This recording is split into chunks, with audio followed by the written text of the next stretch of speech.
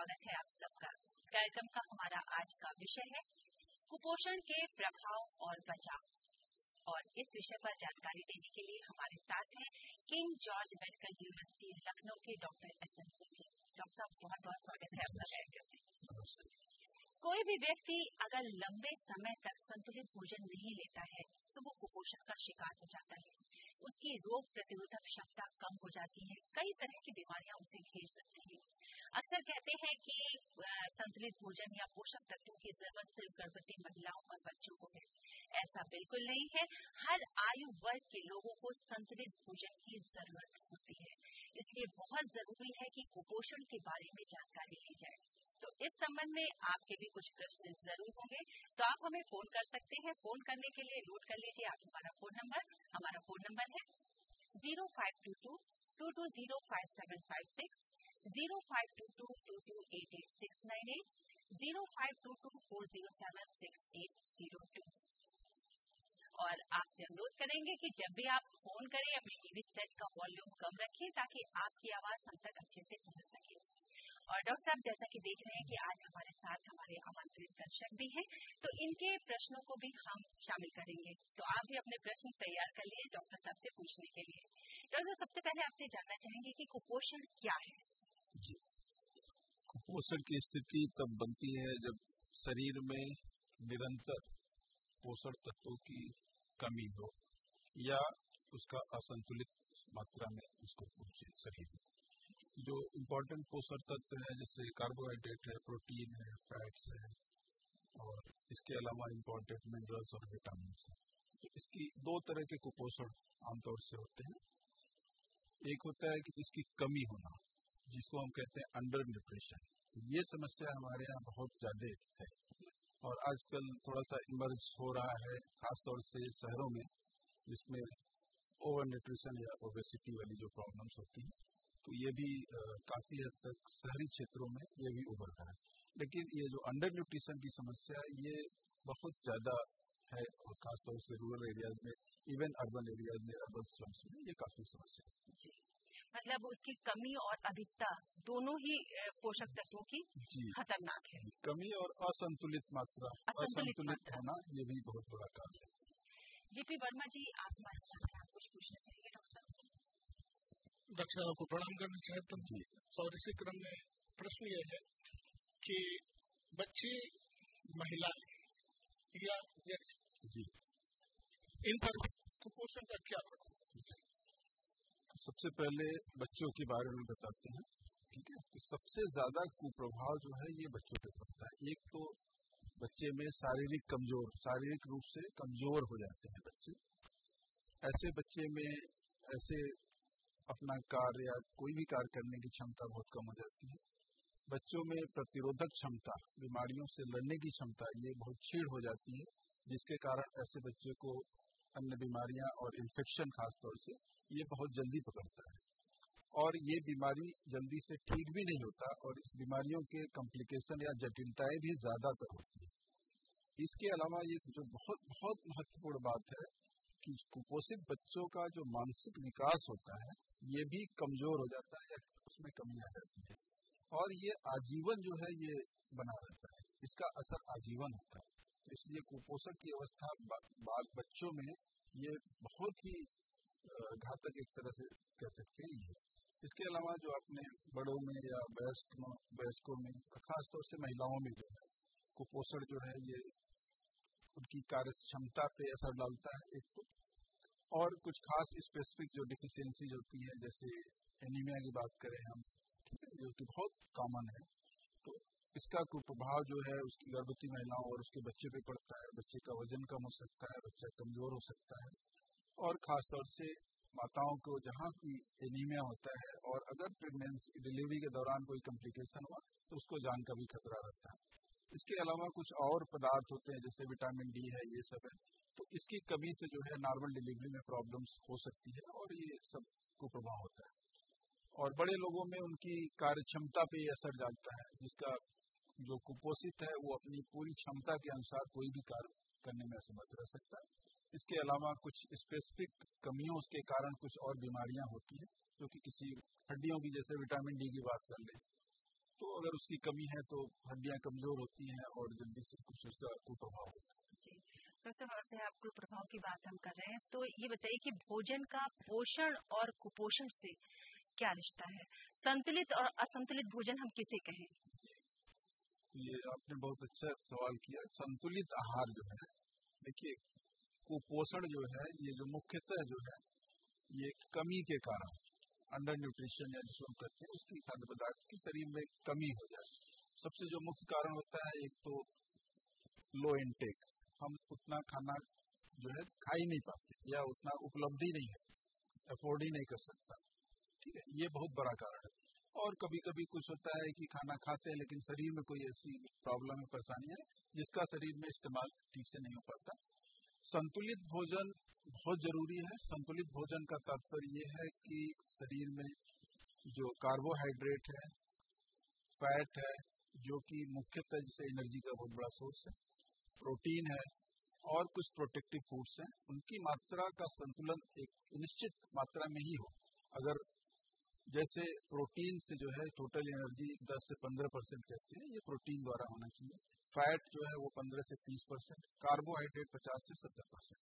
जो हमारे जो इसके अलावा प्रोटेक्टिव फूड जैसे विटामिन और मिनरल जो फल और सब्जियों में होता है, तो इनका संपूर्ण चीजें का मिश्रण होना चाहिए। सो कहने का मतलब ये है कि खाने में विविधता होनी चाहिए, मतलब वैरायटी होनी चाहिए, और इसमें बैलेंस होना चाहिए। अब कोई अगर सिर्फ जैसे कार्बोहाइड्रेट जैसे अनाज है, चावल है और गेहूं है, आलू है, तो यही बहुत ज्यादा जो इंडियन डाइट है हमारी, वो टिपिकली जो है कार्बोहाइड्रेट बहुत ज्यादा हम खाते हैं। ठीक है, तो ये इम्बैलेंस हुआ, असंतुलित आहार हुआ। वो उसकी जो टोटल एनर्जी रिक्वायरमेंट है वो 50 से 70% जो है, 70% अधिकतम साइड पे है।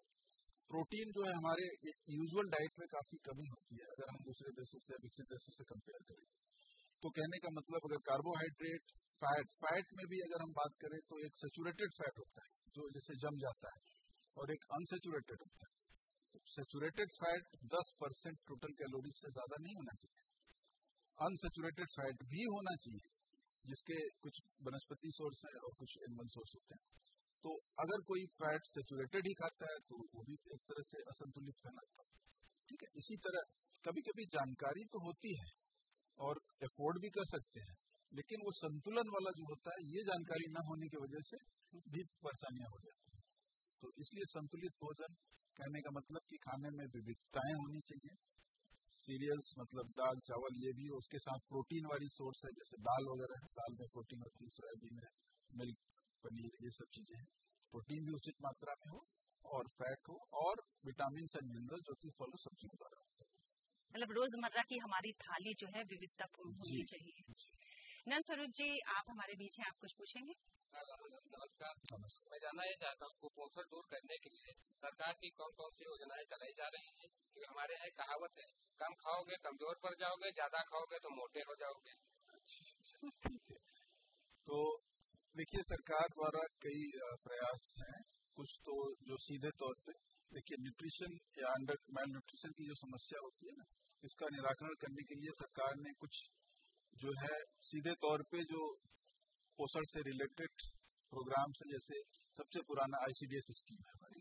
ICDS स्कीम जो कि आंगनवाड़ी सेंटर्स में होता है, उसका उद्देश्य होता है कि बच्चों का समय से वजन करना, बच्चे का एक तरह से ग्रोथ कार्ड मेंटेन रखना, और उसमें 6 साल तक के बच्चे के लिए और एडोलेसेंट गर्ल्स के लिए और बच्चों के लिए और गर्भवती महिलाओं के लिए, और जो बच्चे माँ का दूध स्तनपान कराते हैं उनके लिए भी उचित मात्रा में जैसे कैलोरीज है और प्रोटीन है वो भी दिया जाता है, और घर ले जाने के लिए भी वो चीज दिया जाता है। तो ये काफी बृहद योजना है। इसके अलावा कुछ और प्रोग्राम्स थे, कुछ ICDS में मर्ज हो गए, जैसे अप्लाइड न्यूट्रिशन प्रोग्राम्स था और सप्लीमेंट्री फीडिंग प्रोग्राम्स था। आजकल ये ICDS स्कीम में इसको समावेशित कर दिया गया है। डॉक्टर साहब, इस स्कीम के बारे में और जानकारी भी लेंगे। फैजाबाद से मारिया का फोन है। Hello hello.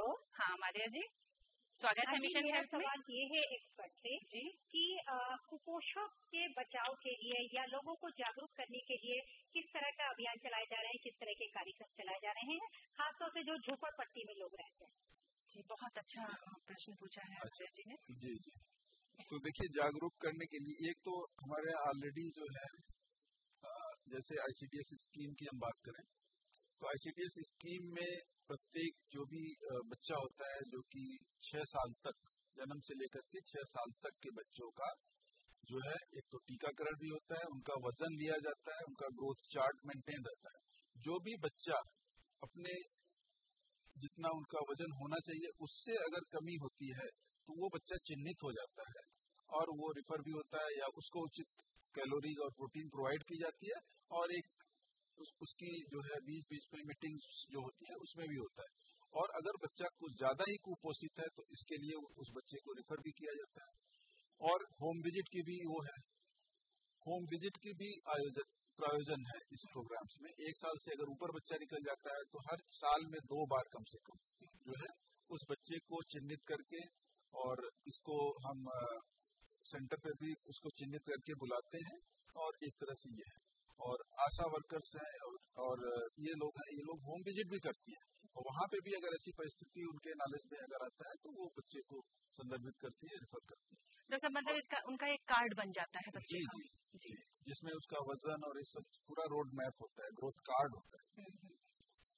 अनिरुद्ध कुमार गौड़ जी, आप कुछ पूछेंगे?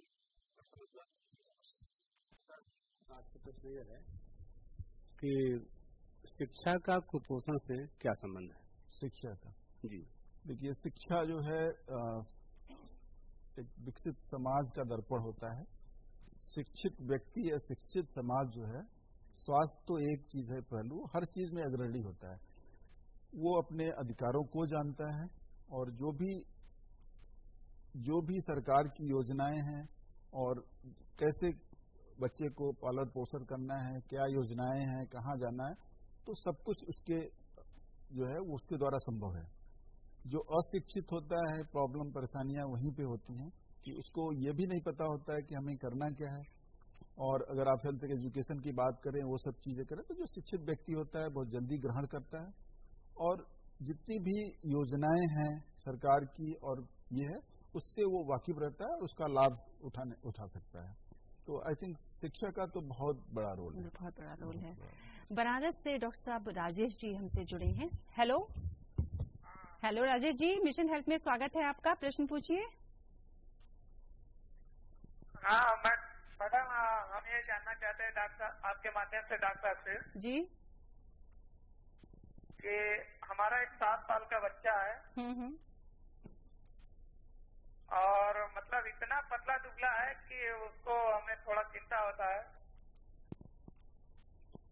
बच्चे तो मतलब कमजोर काफी है। हाँ जी, उसको कमजोर है। हाँ, तो ऐसे बच्चे को मेरे ख्याल से अगर आप बच्चे को दिखाएं, ठीक है, दिखाएं तो उसको ये देखा जा सकता है कि 7 साल के हिसाब से उसकी वजन कितना होना चाहिए, उसकी लंबाई कितनी होनी चाहिए, और उसी आधार पे और बच्चे को फिर देख करके ही असली कारण जो है पता लगा सकते हैं।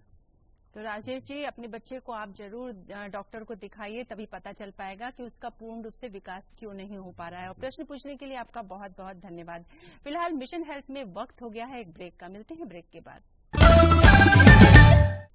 ब्रेक के बाद एक बार फिर से स्वागत है आपका कार्यक्रम मिशन हेल्थ में। और आज का विषय हम आपको एक बार फिर से बता दें, हमारा आज का विषय है कुपोषण के प्रभाव और बचाव। और इस विषय पर जानकारी देने के लिए हमारे साथ हैं king George medical college university के doctor SN Singh ji. Doctor साहब, गिरीश जी भी हमारे बीच बैठे हुए हैं, ये भी कुछ पूछना चाह रहे हैं। गिरीश जी, अपना प्रश्न पूछिए। डॉक्टर साहब नमस्कार। हम जानना चाहते हैं कि जो सरकार द्वारा बाल स्वास्थ्य पोषण माह मनाया जाता है, उसका उद्देश्य क्या है? जी, ये बाल स्वास्थ्य पोषण माह जो है ये साल में 2 बार जो है 2 महीने और ज्यादातर जगह ये जून और दिसंबर में ये मनाया जाता है। इसका मुख्य जो है उद्देश्य ये कि उसमें विटामिन ए, ये मीजल्स के कारण जो डेथ काफी होती थी तो उसमें विटामिन ए की कमी हो जाती थी, तो मुख्यतः ये वही से कंसेप्ट शुरू हुआ। और विटामिन ए प्रोफाइलैक्सिस जो कि 6 महीने से लेकर के हम 5 साल तक के बच्चों को 6-6 महीने के अंतराल पे देते हैं। तो ये है कि साल में 2 बार इसीलिए इसको करते हैं कि जिससे इसमें 2 बार कम से कम जो है सबको मिल जाए। इसके अलावा इसी सेशन में हम एक्सक्लूसिव ब्रेस्ट फीडिंग जो है सिर्फ माँ के दूध पे, उसको भी काफी प्रोत्साहित करते हैं। और पूरक आहार के बारे में भी काफी चर्चा करते हैं। ठीक है, तो इसके साथ ये सब चीजें भी होती हैं। संतोष कुमार जी, आप अपना प्रश्न पूछिए। सर नमस्कार। जी नमस्कार। मैं ये जानना चाहता हूँ कि ये बाल स्वास्थ्य पोषण माह कब मनाया जाता है और इसकी प्रासंगिकता कितनी सार्थक सिद्ध होगी इसकी आगे चलकर? जी, ये जैसा बताया मैंने कि ये साल में 2 बार आयोजित किया जाता है, ये जून और दिसंबर।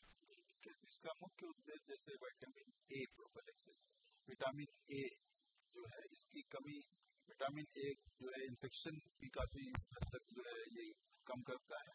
और जिस बच्चे में मीजल्स होता है, खसरा मीजल्स जो है, खसरे जिसको होते हैं उसमें विटामिन ए की अचानक कमी हो जाती है, तो इससे जो है इन्फेक्शंस काफी होते हैं और कभी कभी आंख पे भी इसका काफी असर आता है। ठीक है, तो इसी का मुख्य उद्देश्य ये था, लेकिन इसके साथ साथ ओवरऑल चाइल्ड हेल्थ डेवलपमेंट की भी बातें करते हैं, जिसपे हम exclusive breast feeding, mothers feed के बारे में बात करते हैं, पूरक आहार के बारे में भी बात करते हैं, चर्चा करते हैं और बच्चे को हेल्थ एजुकेशन के बारे में पेरेंट्स को बताते हैं। डॉक्टर साहब, सुनील कुमार जी का बनारस से फोन है। Hello hello Sunil ji. हाँ जी, स्वागत है मिशन हेल्थ में, प्रश्न पूछिए। मैम, ऐसा मेरी 5 साल की बेटी है। जी, आप अपने टीवी सेट का वॉल्यूम कम कर दीजिए सुनील जी। अच्छा, मैडम मेरी 5 साल की बेटी है, वो बहुत कमजोर है, बहुत दुबली पतली है और सोती बहुत है, इतना मतलब इसको जब देखो तो उसका सो जाती है, तो उसके बाद जो है रात में सोते समय दांत बहुत पीसती है, तो उसके लिए हम क्या करें? ये दूसरे अभिभावक हैं जिनके बच्चे के साथ आपके बच्चे अगर 5 साल की है, बहुत कमजोर है, 5 साल में देखिए वजन उसका एवरेज 18 किलो के आसपास होना चाहिए। ठीक है, तो ऐसे बच्चे को बिल्कुल स्वास्थ्यकर्ता के पास ले जाएं या बच्चों के डॉक्टर के पास ले जाएं, तो बच्चे का वजन करेंगे कितना कम है, अगर वो काफी एक जितना होना चाहिए उससे बहुत ज्यादा कमी है, उसकी हाइट भी कम है, ठीक है, तो उसको देखने के बाद ही जो है आपको सही सलाह इस स्थिति में दे पाएंगे।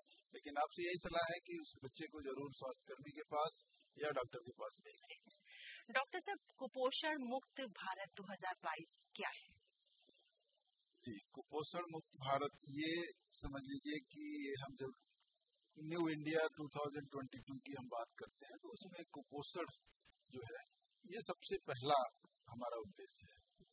ठीक है, तो इसमें जो मुख्यतः ये है कि हम कम से कम जो वर्तमान में कुपोषण की जो स्थिति, हर तीसरा बच्चा जो भारत में है, 3 में से 1 बच्चा जो है वो कुपोषित है, जो आज की स्थिति है। काफी भयावह स्थिति है ये। ठीक है, और करीब 20% जो है बच्चे जो है बहुत ही जिसको कहते हैं वेस्टेड है, बिल्कुल बहुत ज्यादा उनका वजन कम है, बहुत ही। तो अगर हम विकसित समाज न्यू इंडिया की बात करते हैं तो इसमें ये बहुत इम्पोर्टेंट है कि कुपोषण को हम बहुत हद तक कम करें। अब इसमें जो है ये मल्टी सेक्टोरियल एक तरह से हम कई सेक्टर्स को जोड़ करके इस मुहिम को हम चला रहे हैं। अब जैसे सबसे पहले की हेल्थ केयर की बात है, ठीक है, हेल्थ केयर जो है वो अभी प्रधानमंत्री जी ने काफी योजनाएं शुरू की है जिसमें जो है हेल्थ केयर के बारे में और फ्री हेल्थ केयर, क्योंकि गरीब परिवार है, सबसे बड़ा कारण क्या है कि वो फूड को अफोर्ड नहीं कर पाता या उसके परचेज करने की क्षमता नहीं है।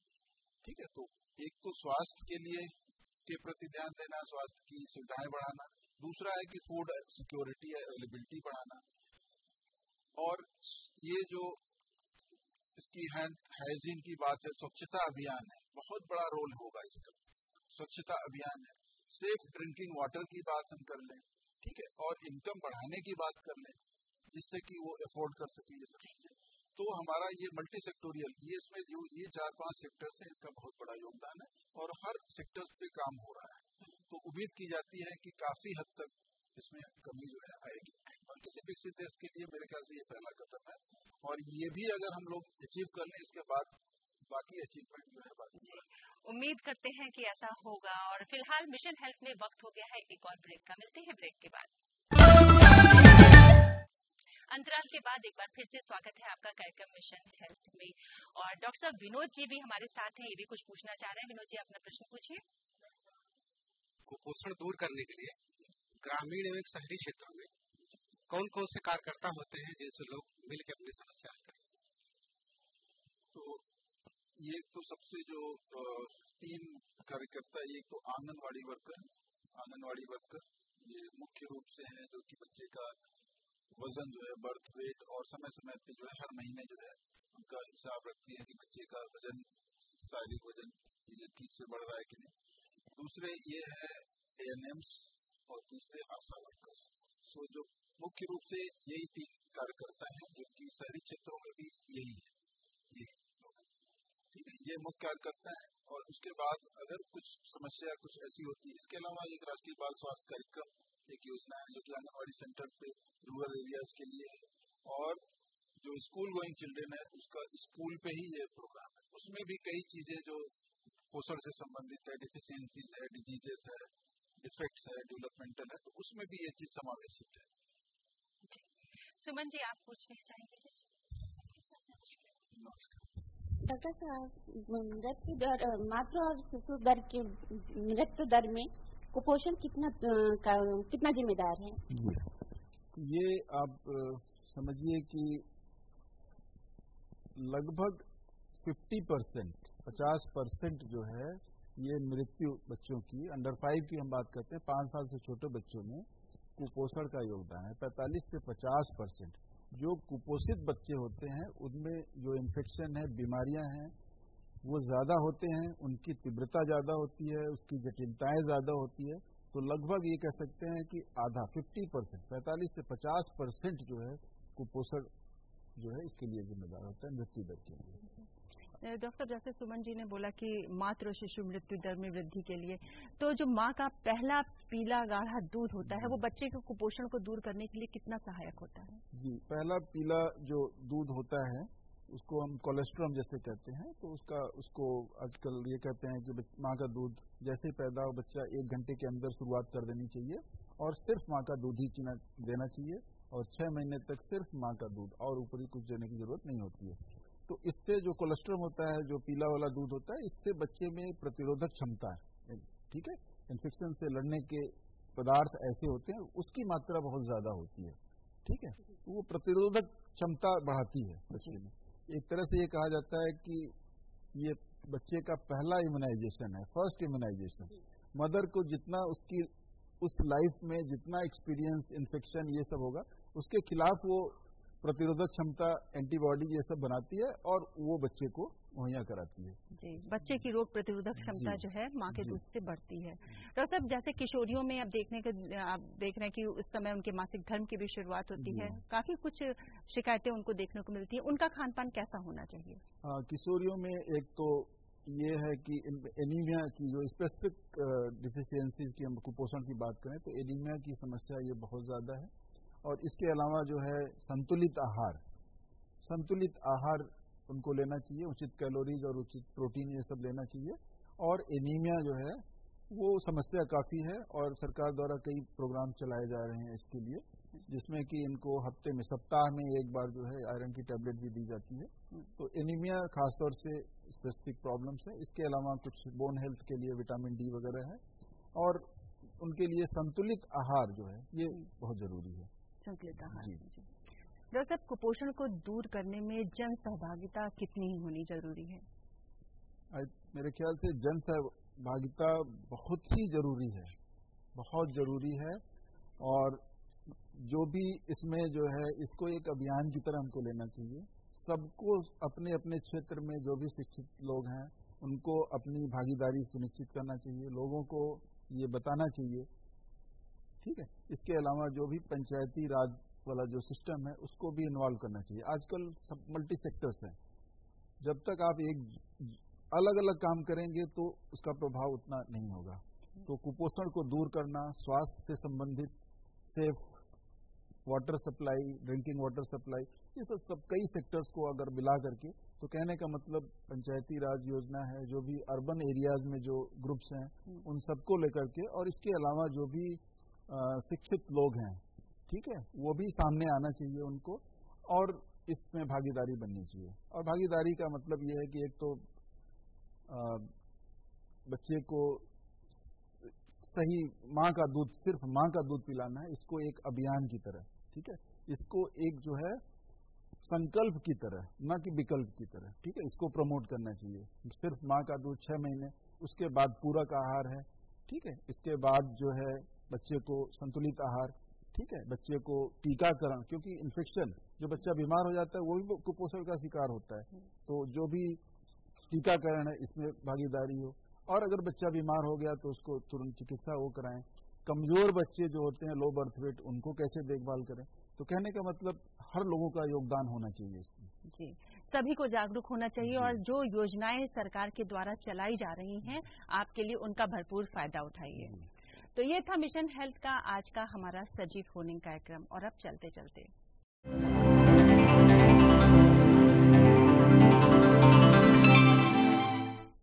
चलते चलते में हमारा आज का प्रश्न आप नोट कर लीजिए। हमारा आज का प्रश्न है, बाल स्वास्थ्य पोषण माह कब मनाया जाता है?